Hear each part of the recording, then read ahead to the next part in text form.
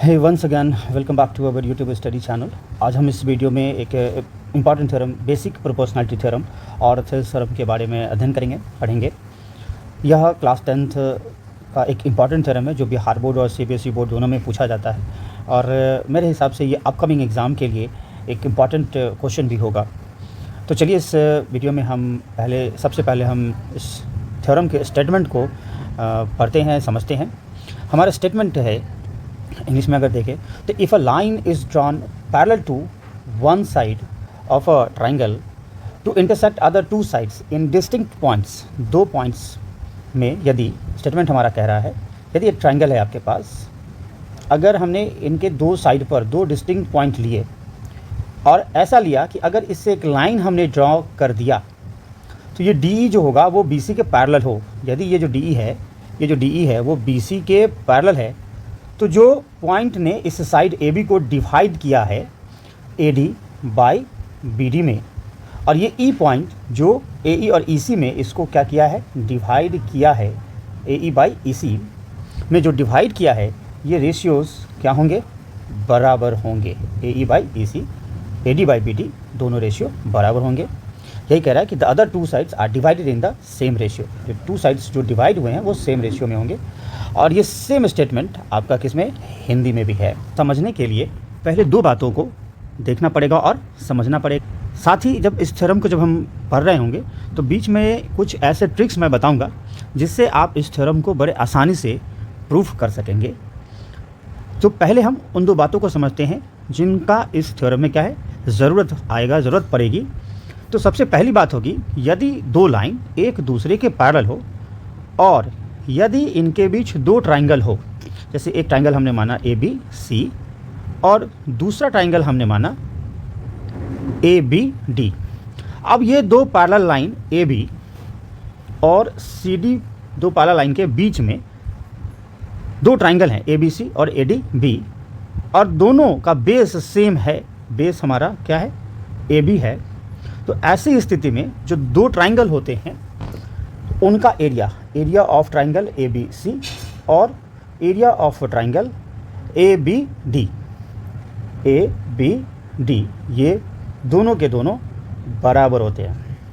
दोनों के दोनों क्या होते हैं, बराबर होते हैं। बस कंडीशन ये है कि दो ट्राइंगल जो होंगे वो एक सेम बेस पर होंगे और सेम पैरेलल लाइन के बीच में होंगे। जो यहाँ ए बी सेम बेस है और same parallel line A B parallel C D है, इनके बीच में ये दो ट्राइंगल बसे हुए हैं, इसलिए इनका एरिया क्या होगा, बराबर होगा। ये पहली बात जो हमें ध्यान में रखनी है। दूसरी बात जो हमें इस थ्योरम के लिए ध्यान रखनी है वो ये है कि किसी भी ट्राइंगल का जो बेस, जिसे हम हिंदी में आधार कहते हैं, और दूसरा है आपके पास हाइट, जिसे हम ऊंचाई कहते हैं। यह जो हाइट होता है उस ट्राइंगल के अंदर भी हो सकता है। जैसे इस ट्राइंगल ए बी सी में अगर देखें तो ए डी मेरा हाइट है और हाइट परपेंडिकुलर जिस साइड पर पड़ता है वो बेस हो जाता है। तो यहाँ अगर हम बात करें तो हाइट हमारा हुआ ए डी और बेस अगर हम बात करें तो चूंकि जिस साइड पर ये पड़ा है वो हमारा बी सी बेस होगा।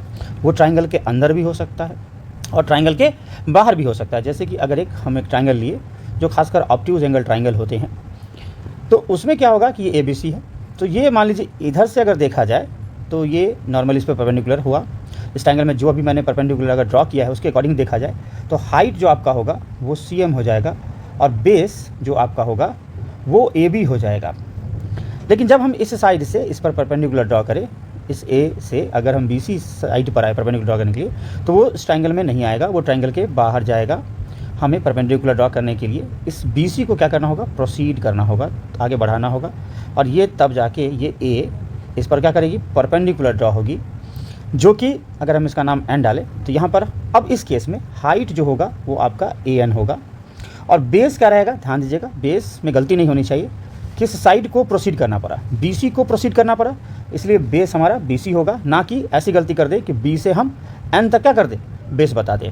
तो हमने क्या देखा कि जो ट्राइंगल के जो हाइट होते हैं वह ट्राइंगल के अंदर भी होंगे और वो ट्राइंगल के बाहर भी होंगे, लेकिन बेस वही होगा जिस साइड पर वो फॉल करेगा या फिर जिस साइड पर प्रोसीड करने पर वो फॉल करेगा तो वो साइड ही आपका बेस होगा। इन दो बातों का आप ध्यान रखेंगे, इस थ्योरम में इसकी ज़रूरत पड़ेगी। अब हम चलते हैं थ्योरम के प्रूफ पर चलते हैं। हम यहाँ पे देख रहे हैं कि हमारे पास एक ट्राइंगल है ABC, जिसमें D एक बिंदु ली हमने AB पर और E एक बिंदु लिया AC पर, E एक पॉइंट लिया AC पर, और इस प्रकार से लिया हुआ है कि DE जो होगा वो BC के क्या होगा, पैरेलल होगा। अब देखिए यहाँ कि DE पैरेलल BC है। तो अब यहाँ देखिए कि हम इस सबसे पहले की थ्योरम जब हम लिख रहे होंगे तो सबसे पहले क्या लिखेंगे, गिवन लिखेंगे। और गिवन क्या है कि इस ट्राइंगल ABC में, in triangle ABC DE parallel BC, और हमें फिर उसके बाद लिखना होता है टू प्रूफ। हम टू प्रूफ लिखेंगे, और टू प्रूफ है AD बटा BD, और फिर उसके बाद हमारे पास है AE बटा EC, AE बाई EC, ये हमें प्रूव करना है। इस क्वेश्चन में अगर देखा जाए तो हमें कंस्ट्रक्शन की ज़रूरत पड़ती है, और कंस्ट्रक्शन में हमने यहाँ पे लिखा है ज्वाइन C to D। हम क्या करेंगे, C से D को ज्वाइन करेंगे। हम C से D को हमें क्या कर लेना है, ज्वाइन कर लेना है। कंस्ट्रक्शन हमेशा डॉटेड लाइन से करना होता है। फिर B से E को ज्वाइन करना है, B to E हम ज्वाइन करेंगे। फिर हम क्या करेंगे, DM परपेंडिकुलर AC, यहाँ से हम क्या करेंगे, DM एक परपेंडिकुलर ड्रॉ हम करेंगे जो किस पर होगा, AC पर होगा। और EN परपेंडिकुलर AB करेंगे, EN परपेंडिकुलर टू AB। हमने ये कंस्ट्रक्शन करना है। ये कंस्ट्रक्शन आपको ध्यान में रखना पड़ेगा, एक दो बार प्रैक्टिस करेंगे तो ये कंस्ट्रक्शन ऑटोमेटिकली आपको ध्यान में रहेगा। अब आइए हम इसमें प्रूफ पर आते हैं। प्रूफ हमें करना है।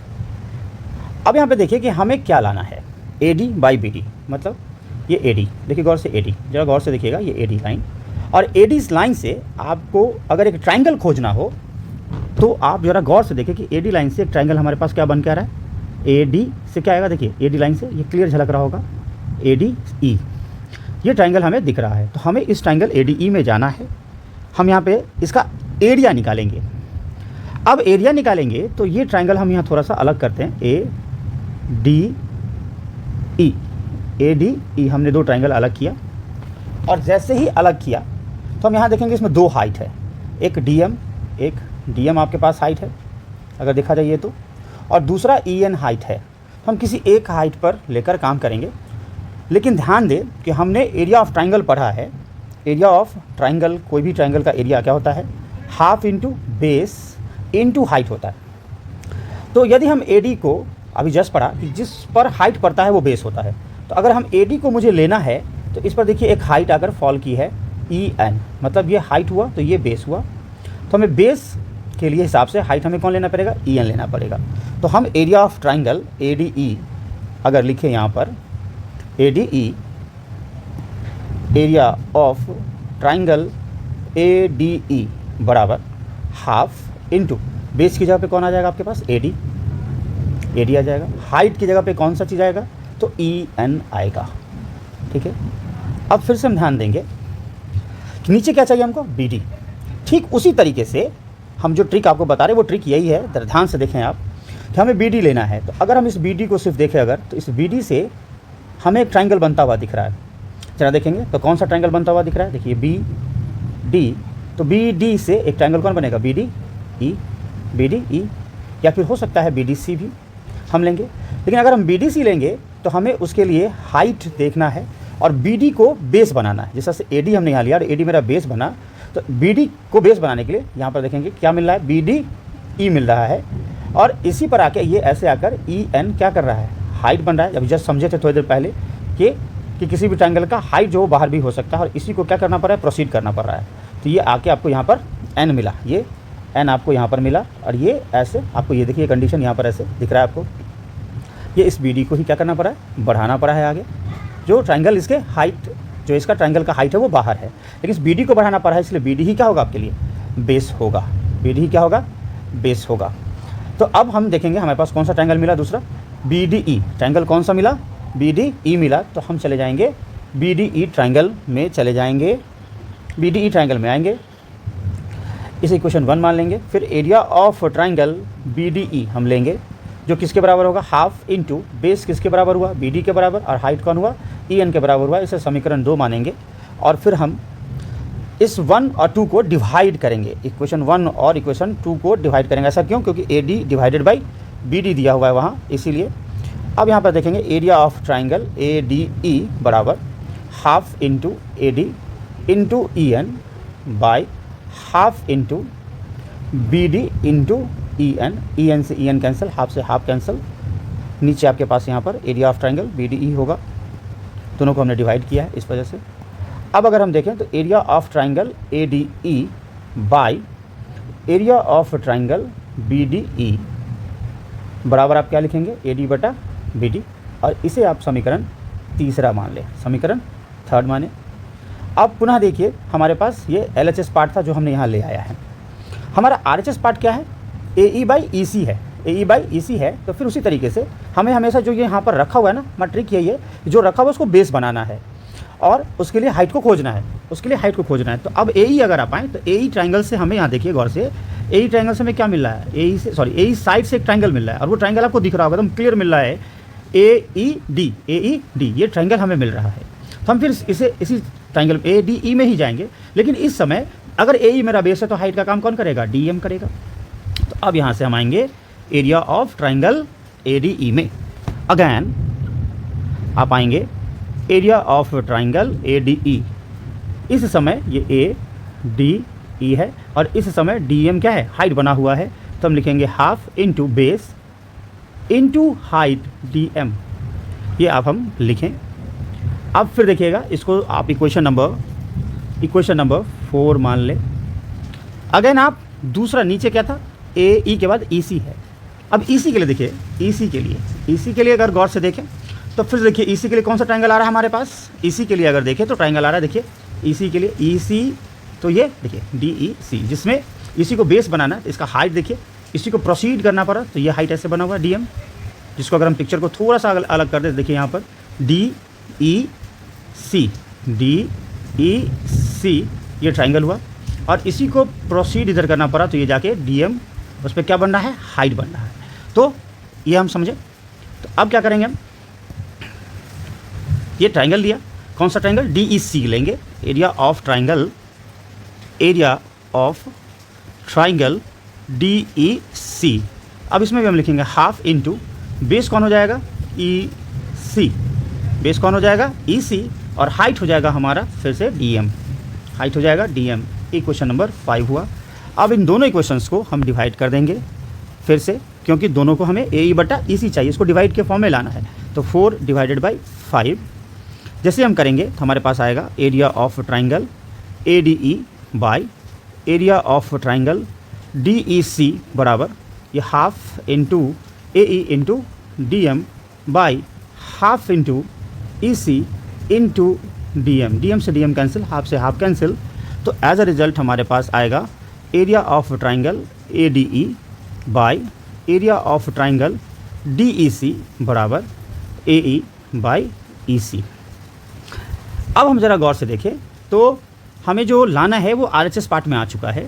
यदि हमारा एल एच एस पार्ट जो है यहाँ इक्वेशन 3 में और यहाँ जो हमने आया अगर वो दोनों सेम हो जाए तो हम एल एच एस पार्ट बराबर होने के कारण आर एच एस पार्ट को क्या कह सकते हैं, बराबर कह सकते हैं, इक्वल कह सकते हैं। तो अब यहाँ देखें इस 3rd इक्वेशन में अगर एल एच एस पार्ट को अगर हम देखें तो यहाँ ए डी ई ऊपर तो है न्यूमरेटर के फॉर्म में और यहाँ भी ए डी ई है, बस डिनोमिनेटर में area of triangle B D E है और यहाँ डी ई सी है। लेकिन अगर हम इस पिक्चर को गौर से देखें, इस पिक्चर को अगर गौर से देखें तो हमने एक थ्योरम पढ़ा कि अभी जस्ट समझा था कि दो पैरेलल लाइन हो, यहाँ पर देखें तो डी ई जो है वो बी सी के क्या है, पैरेलल है, डी ई बी सी के पैरेलल है। और ज़रा गौर से देखें तो डी बी ई और डी ई सी ये दोनों triangle same base D E पर मौजूद हैं और दोनों सेम पैरेलल लाइन के बीच में मौजूद हैं। तो इन दोनों का एरिया क्या होगा, बराबर होगा, इन दोनों का एरिया बराबर होगा, अर्थात area of triangle B D E, area of triangle B D E, area of triangle D E C दोनों क्या होंगे, बराबर। तो हम देख रहे हैं कि दोनों ट्राइंगल जो है वो सेम बेस डी ई पर है और दोनों ही same parallel line D E parallel B C के बीच में है, इसलिए दोनों का एरिया बराबर होगा। तो इस हिसाब से अगर हम देखें तो यहाँ हम डी ई सी के बदले हम बी डी ई लिख सकते हैं। तो हम यहाँ पर लिखेंगे area of triangle A D E by area of triangle D E C बराबर डी ई सी के बदले हमें लिखना है ट्राइंगल बी डी ई, क्योंकि ये बराबर है, दोनों बराबर हम लिखेंगे ए ई बाई ई सी और इसे हम इक्वेशन नंबर 6 मान लेंगे।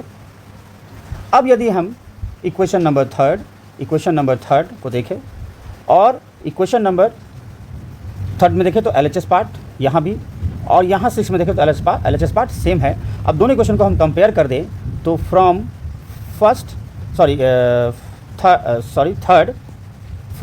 Third and 6 we have AD by BD equal to AE by EC। इस वीडियो में हमने कंस्ट्रक्शन से इस थ्योरम को पढ़ा है। अगले वीडियो में मैं इसी थ्योरम को विदाउट कंस्ट्रक्शन एक दूसरे मेथड से आपको प्रूव करके बताऊंगा। आप अगर ये वीडियो अच्छा लगा हो तो आप लाइक करें, कमेंट करें और सब्सक्राइब करें। Thank you.